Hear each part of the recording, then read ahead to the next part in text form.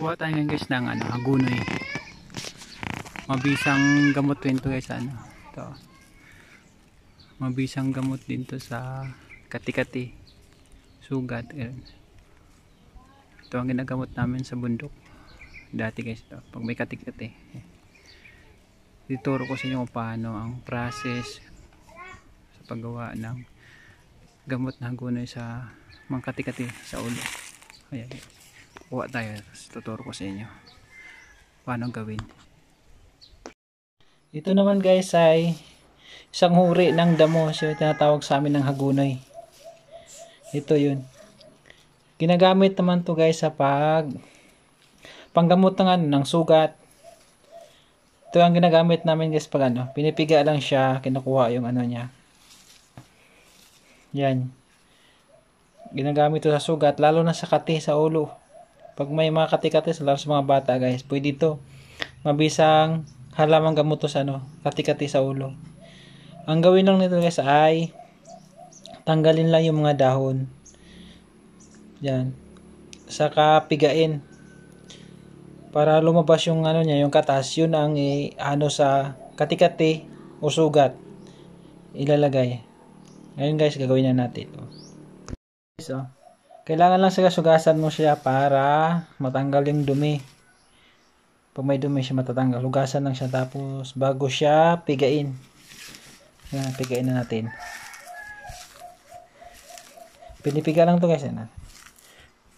Tapos lalabas lang siya yung katas. Pag lumabas yung katas niya, yun ang sa sugat. Hindi sa sa mga kati-kati sa ulo, yun pwede ito guys, panggamot. Mabisa rin to kasi dati ganito rin ginagamit namin na panggamot sa kati sa ulo. Yung may mga nagnanana na, pwede sila ganito, mabilis lang gumaling. Mga kati-kati sa ulo, may sugat ka, ito ang ginagamot talaga sa mga nasa bundok, kasi malayo yung ospital. Ito ang gagamot lang nila. Antibacterial din to guys. Itong itong damo na hagunoy. Marami itong damo na to guys kahit sa ibang lugar. Ayun guys, lumalabas yung niya, yung katas niya. Yun ang gagamitin na pang yung katas niya sa sugat. Ilagay nyo lang sa sugat to. Ayan ayan. Mga yan yun ang ilagay nyo sa sugat para mabilis gumaling. Ito sa iba't ibang lugar to guys, marami to sa gilid-gilid ng kalsada. Damo lang to siya pero pwede mo siyang alternative na gamitin gamot na halaman, gamot na panggamot sa mga sugat or kati-kati sa ulo to. Ayun guys mabango rin to yung niya dito, dahon ayun guys yung niya, mga gamit nito yan.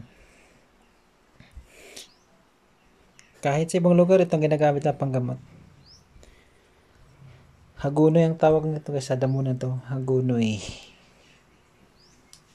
Ayan, napaano na siya, napiga-piga o na